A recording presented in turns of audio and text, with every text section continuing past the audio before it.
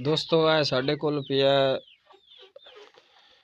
गंदम दा भूसा यानी कि जिन्हों बोह भी बोलिया जाता है। तो ये अज असी तुहानू ना वीडियो बना के विखावनी है भी किस तरह तुसी ये ना लैके ते इस नू बढ़ा के ते अपने जानवरां नू खवा सकते हो। ओदा तरीकाकार तुहानू असी दसना। असी बाल्टी पा दिता है, इहदे विच असीं पहले पानी आ पानी तुसी वेख रहे हो।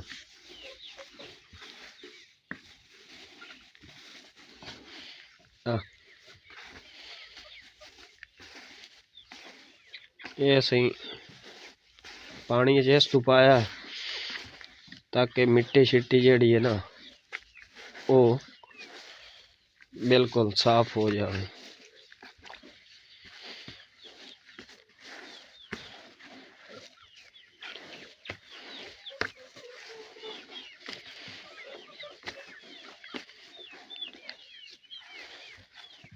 हुण असीं इहनूं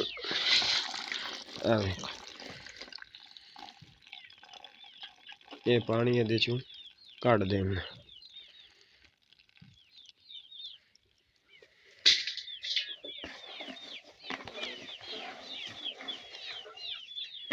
ताकि कोई मिट्टी है तो वो निकल जाए। इहदे नाल एक बारी धोप जांदा।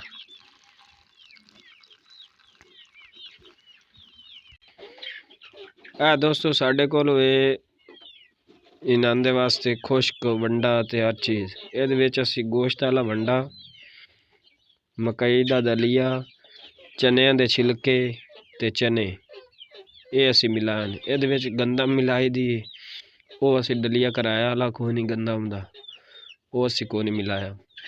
बाकी तुसीं खल भी मिला सकदे हो। साढ़े कोलों बहुत तूड़ी सिज गया। ਇਹਦੇ ਉੱਤੇ ਅਸੀਂ ਹੁਣ ਇਹਨਾਂ ਨੂੰ ਪਾ ਕੇ ਨਾ ਇਹ ਹਾਲਾ ਨਵੇਂ ਹਨ ਆਸਤਾ ਆਸਤਾ ਥੋੜਾ ਥੋੜਾ ਖਾਸੇ ਖੁਸ਼ਕ ਤੇ ਖਾ ਜਾਂਦੇ लेकिन गिला वाला इन्होंने आज पहली दफ़ा स्टार्ट करना। इस तरह मिला के इन्होंने खिलावना और ये बड़े शौक नाल खासे बड़े प्यार ना ते इन्हां दे वास्ते बहुत ही मुफीद चीज़ है। तुसी भी अपने जानवरां नूं इस तरह खिला सकते हो।